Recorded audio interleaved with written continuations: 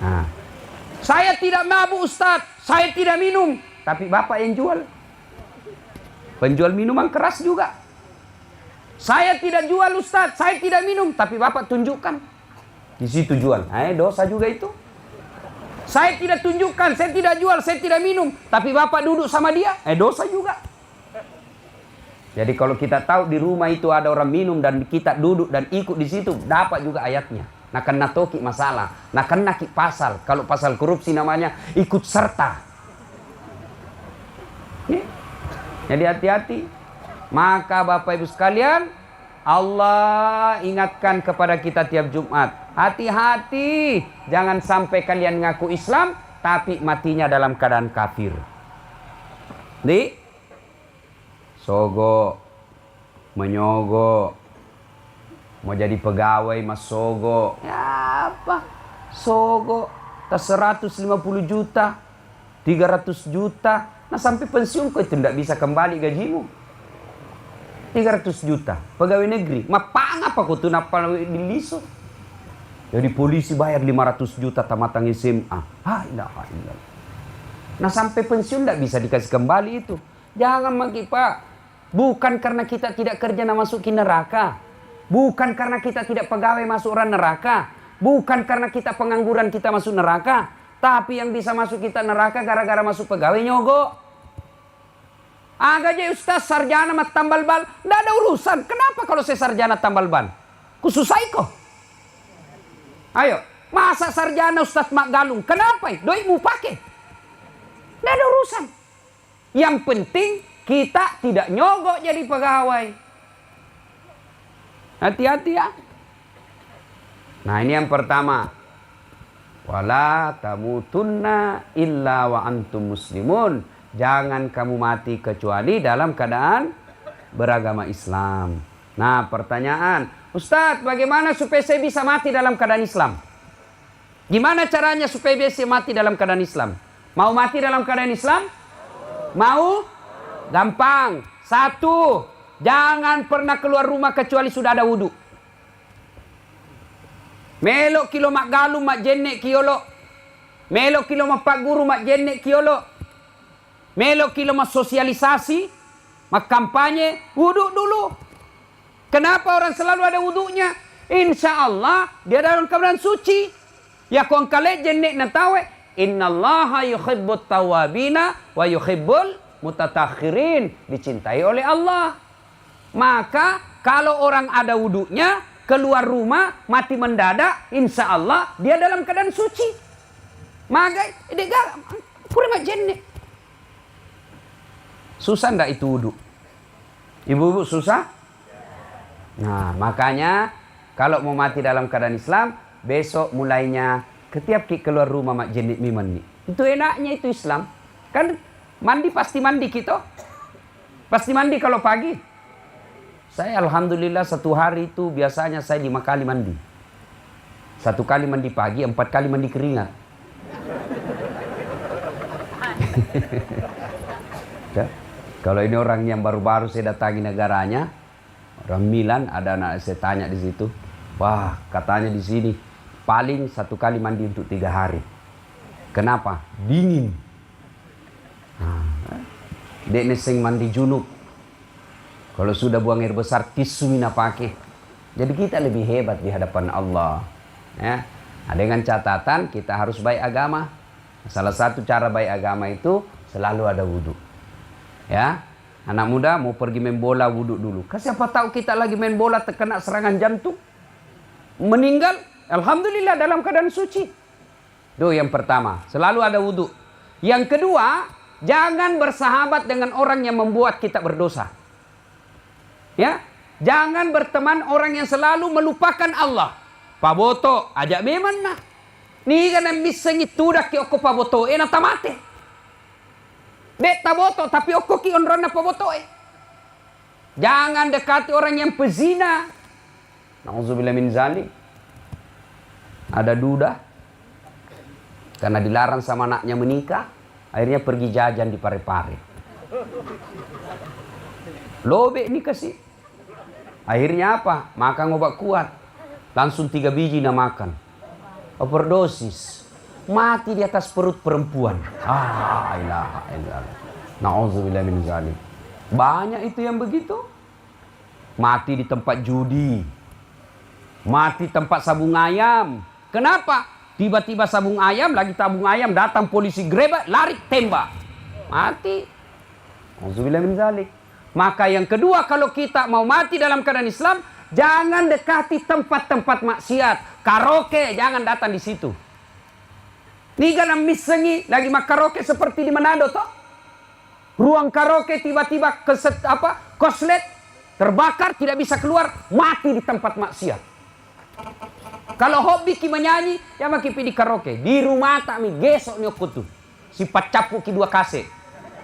Tapi jangan ganggu tetangga. Ada tong orang mentang-mentang VCD-nya VCD baru, televisi baru, nah buka semua pintunya, nak kasih dengar semua tetangganya. Ditanya, kenapa? Karena keras-keras. Nah bilang, kenapa? Radio-radioku, VCD-VCD-ku, televisi-televisiku, rumah-rumahku, saya bari listrik. Kenapa kalau aku keras-keras? Nah bilang tetangga, tak iyo. Televisi-televisinu, VCD-VCD-mu, pintu-pintumu, rumah-rumahmu, rumah-rumahku, jendela-jendelaku. Kenapa masuk itu nomor radio ke telingaku? Berapa orang sih salah-salah gara-gara itu? Ya, Bapak, saudara-saudara sekalian, jangan dekat-dekat orang yang penuh dengan maksiat. Nigana misengi, karena ini ajal kan kita tidak tahu kapan datangnya.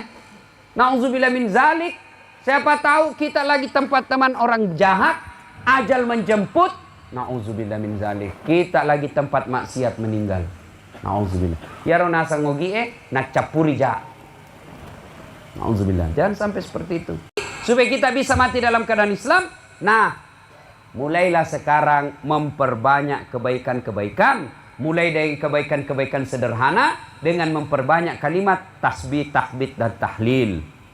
Ya, bapak-bapak, ibu-ibu, apalagi yang sudah tua-tua, sudah putih rambutnya, macam mana nih itu hitungan nah.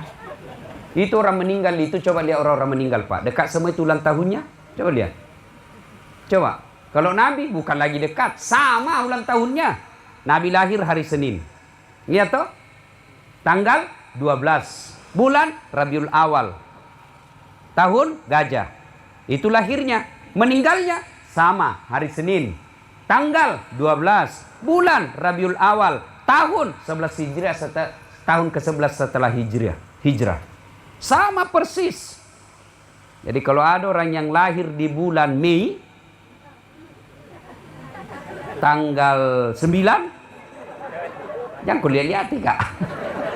Hati-hati bos. Lebih baik perbaiki.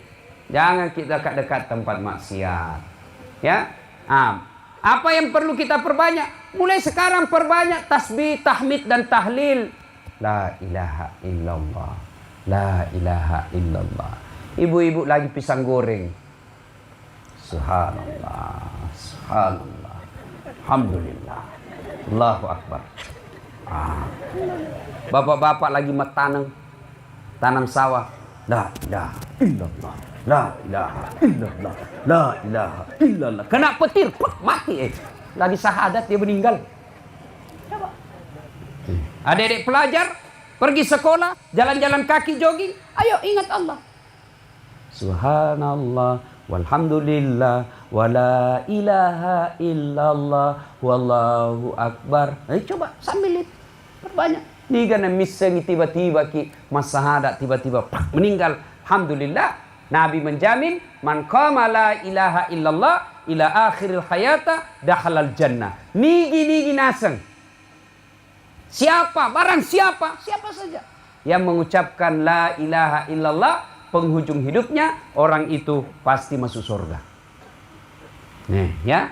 Nah, terutama dianjurkan bapak-bapak yang sudah senja. Oke, coba biasa ini kita selalu anggap remeh itu kematian.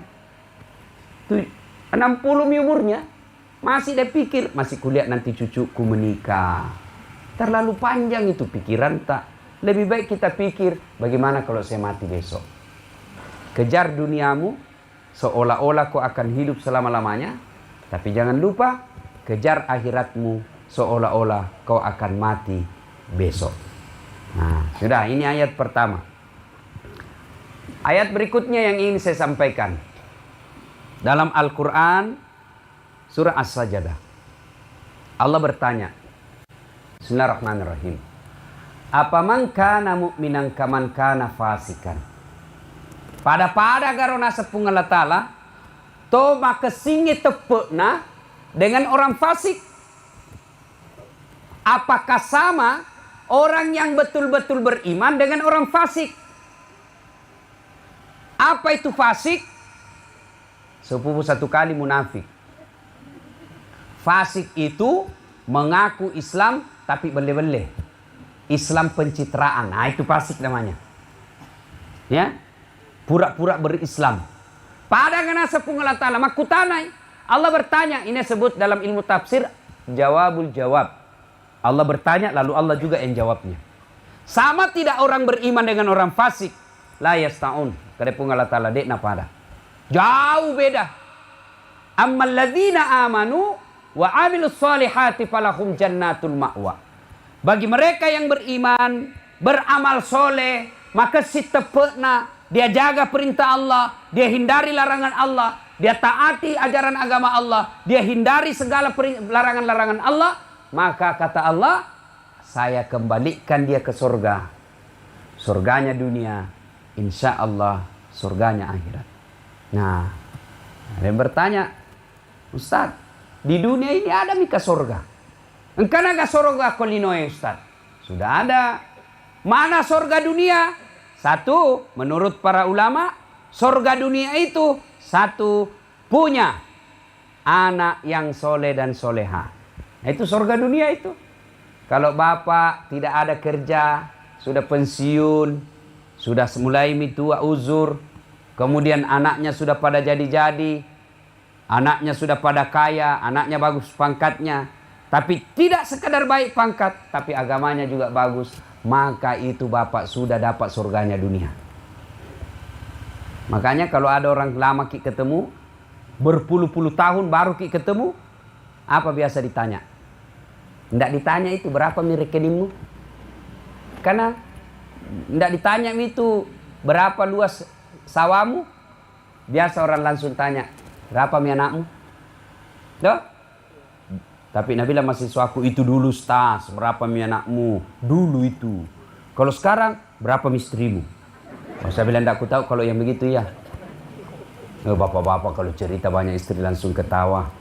Berani kiga. Berani kena dia lihat istri di sana. Nah, saya coba nih. Pasti runtuh kon ini.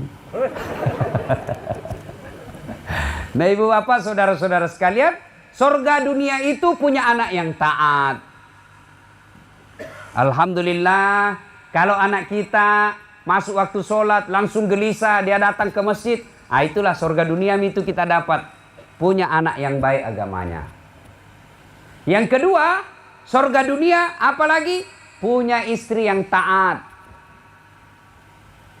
Belum dikasih tahu sudah siap. Ya. Istri yang baik itu adalah surga dunia. Yang ketiga, mana lagi surga dunia? Punya harta yang berkah. Ini surga dunia. Alhamdulillah, penghasilannya tawa tidak tetap tiap bulan. Kadang ada 1 juta, kadang juga 2 juta, kadang 500. Tapi alhamdulillah bisa pergi umroh. Nah, itu disebut berkah. Ada orang gajinya banyak, setiap kali panen sawahnya puluhan juta naik, tapi tidak pernah pergi tanah suci. Nah, itulah yang disebut surga dunia. Anak yang baik, istri yang taat, harta yang berkah. Yang keempat, surga dunia punya teman yang soleh dan soleha. Teman yang soleh dan soleha. Saling mengingatkan. Masuk waktu sholat, ayo ke masjid. Nah, lihat ki masalah. Majak je tu haji ni, masa masuk larak poncok mau pakai. Nah, majak ni tu, itu surga dunia sudah itu. Itu disebut surga dunia. Sebaliknya, wa ammal ladzina fasaku fama'wahumun nar. Bagi mereka yang pembangkang, pura-pura beriman, mereka fasik, saya kasih kembali kau ke neraka. Nerakanya dunia, nerakanya akhirat.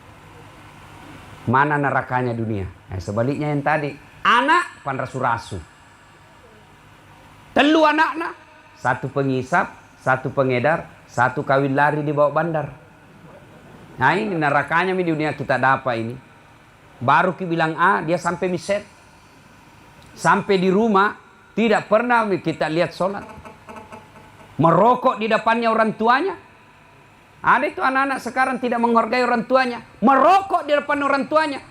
Saya tanya, kenapa kau merokok? Ya, kan bisa cari uang Ustaz. Bapak betul bisa cari uang, tapi merokok di depan orang tua itu bukan akhlak yang baik. Itu sudah neraka dunia itu. Anak pabali-bali. Sopan sama istrinya, tidak sopan sama mamanya. Kalau sama istrinya, tahu pakai kesih. Terserah nih bu, apa kita mau ikut mas saja. Kalau istrinya sekalinya sama mamanya, tomato apa cilakali, apa kaliali, sudah. Ada pernah yang bilang sama saya majelis taklim di Makassar, Ustaz, kenapa itu mamaku makin tua makin genit kulihat, capek kau urus. Saya bilang berapa lama begitu? Dia bilang hampir 4 bulan ini Ustaz, akhir-akhir ini begini mamaku. Saya bilang bu, baru 4 bulan begitu ibu, tak sudah jenuh maki. Kita itu 9 bulan dalam perutnya mamata. Nah itulah kalau anak kita tidak bagus agamanya, nerakanya di dunia itu didapat. Anak-anak sekarang, auzubillah min zalik, sopan sama cowoknya. Baik sekali sama cowoknya itu. Kita tahu, jangan kau keluar iya kak, terserah aja kak, kita mau. Kalau baik ikut mak. Mau pergi, mau tidur, SMS itu dulu cowoknya. Apa kita bikin kak? Sehat-sehat Jaki. Sudah Jaki makan malam kak. Jangan ki lupa berdoa ki sebelum tidur. Salam selalu. Lale. Itu minta anak-anak tak. Nerakanya di dunia itu. Pulang sekolah tidak sholat. Disuruh sholat marah. Itu neraka dunia kita lihat. Dan salah satu sebabnya anak-anak begitu kalau kita selalu kasih makan barang haram. Salah satu sebabnya begitu kalau kita kasih contoh yang tidak bagus. Anak tadi larang merokok, baru kita merokok. Jaga kok, mapelok ko runtuk. Pasti Andri kau ulit nah. 10 menit, nah bilang piko dulu beli nggak rokok. Apalagi kalau guru merokok depan muridnya, tidak masuk di akalku itu. Masa guru merokok di kampus, guru merokok di sekolah, baru ditulis anak-anak jangan merokok, baru gurunya merokok. Di mana belajar ini guru? Guru beleng-beleng. Mudah-mudahan tidak ada guru merokok di sini. Ada merokok di sini? Ada? Saya berdoa berhenti merokok. Serius kak Pak? Bapak tahu enggak yang terkaya di Indonesia ini? 5 besar terkaya di Indonesia. Semua perusahaan rokok. Yang punya itu pabrik rokok. Semuanya. Dan siapa punya uang? Kita orang Islam. Nah bilang baik di rokok. Siapa bilang baik? Bapak yang perokok ini. Betul baik itu rokok? Betul bagus? Kalau bagus itu rokok, suruh anak tak merokok di depan tak. Kalau bapak bilang itu rokok bagus, suruh anak tak sama istri tak merokok di depan tak. Mau kira-kira anak tak yang masih SMP sama istri tak merokok di depan tak? Mau kira-kira Pak? Mau? Kenapa? Kenapa? Karena tidak bagus. Kenapa paling diisap? Dia bilang tidak jalan otakku kalau tidak merokok kau Ustaz. Balik-balik kau. Buktinya Ramadan mu gesokmu. Saya doakan berhenti merokok Pak. Harga rokok itu yang tak 20.000 satu bungkus. Tabungi Pak. Niatkan ya Allah, tak tuluk kak kesik. Melok ka pajak tapi dia boleh pajak ko tadi tulunga. Ye duit ku 20 pangli pelo utabungi melok kalau mita buruk na nabita melok kalau betullah. Masa Allah ndak bantu ki. Ya, insyaallah. Apalagi kita adik-adik. Ndak ada untungnya itu rokok. Merugikan saja orang. Saya termasuk paling jengkel itu kalau ada orang merokok di sampingku. Karena kita ini perok yang tidak merokok. Nah orang merokok di samping tak pulang kita biar itu celana dalam bau rokok juga. Karena kita tidak merokok itu peka sekali kita punya hidung. Maka kalau bapak mau merokok supaya tidak mengganggu ustadz, gimana caranya ustadz? Bawa ke kompe-kompe. Begitu bapak merokok kasih masuk itu asapnya di kompe-kompe. Sudah. Buang. Yang kasih keluar nak kena masuk di hidung tak. Sudah keluar dari giginya yang banyak tainya. Kalau pulang kita sia na berhenti mikir merokok pak, baraka ini tak sia. Baraka pak. Ya banda yolo iro manasai rawasele na tasiata. Setuju ibu berhenti suami tak merokok? Setuju? Dengar kasihan itu ibu-ibu. Bayangkan Pak Bu, saya kadang ditanya Ustaz, saya ini kodong 4 bulan mak selalu berdoa, tapi itu yang saya minta kau tidak dikasih. Saya tanya, Bapak merokok? Iya Ustaz, itu sebabnya. Kenapa bisa Ustaz? Rokok haram. Orang yang selalu makan barang haram, jauh doanya. Nandak ku makan Ustaz, ku isap ji. Sama ji bos. Dia bilang makruh. Itu yang makruh ulama sebagian di Jawa Timur karena dia juga merokok.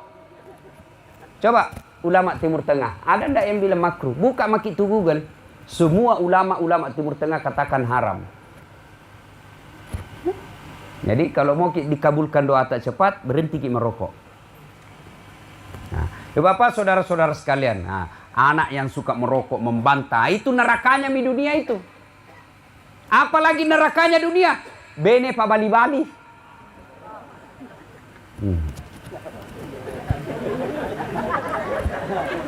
Pananaka, pedek matua pedek maneke, pedek matua pedek cerewet, pedek mata pedek migatonandre, pedek makututo. Perempuan sekarang ini kan banyak yang malas, ndak mau ngurus suami, mau masuk surga ndak ngurus suami. Siapa ajar ki? Ibu mau cepat masuk surga? Mau? Mau? Passwordnya layani suami dengan baik. Itu passwordnya. Mau cepat masuk surga? Resepnya kata Nabi Pak mi. Wahai wanita-wanita muslimah, dirikan sholat 5 waktu. Berpuasalah kalian di bulan suci Ramadan. Taati perintah suamimu. Jaga harga diri keluargamu. Tadkhulul jannati bisalam. 7 pintu surga. Allah sediakan 7 pintu surga. Kalau kalian lakukan 4 ini, silakan kau masuk surga dari pintu mana kau suka di antara 7 itu. Tidak sama kita laki-laki, banyak syaratnya. Bagi kita perempuan, sholat, puasa, taat suami, jaga harga diri. Pilih 7 pintu surga, ibu mana mau masuk? Sholat Ustaz, alhamdulillah sholat.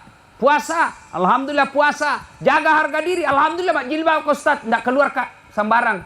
Taat sama suami, ini dia Ustaz. Jangan sekarang, ibu, jangankan disuruh masak, ibu puasa Senin Kamis tanpa izin suami, dosa kalau ibu lakukan. Itu puasa itu, tidak izin suami, haram. Begitu wajibnya itu kita taati suami. Dia nama sampaja laki Ustaz, Allah tidak lihat itu. Yang Allah mau, ibu taat. Boleh enggak wanita berdagang? Boleh. Boleh wanita berpolitik? Boleh. Boleh wanita berorganisasi? Silahkan. Boleh wanita menjadi urus organisasi? Tidak ada larangan. Dengan catatan, jangan lupa tugas utama. Apa itu? Ngurus suami, didik anak. Kalau dia ngurus suami, dia didik anaknya dengan baik, lalu dia juga bekerja di luar, hebat berhasil, maka ini perempuan luar biasa. Tapi kalau gagal mendidik suami, anaknya berantakan, sukses di kantor, ini bukan luar biasa, tapi apa? Biasa di luar. Nah ini yang begini, ini yang banyak. Wanita dulu, enggak ada yang pikir itu dulu. Enggak. Apa? Diabdikan betul dirinya sama anaknya dan suaminya. Sehingga perempuan dulu jarang yang stres. Umurnya panjang-panjang. Kenapa? Pikirannya sehat. Otaknya tidak pernah sangka buruk. Akhirnya kita lihat umur perempuan lebih panjang daripada laki-laki. Dulu.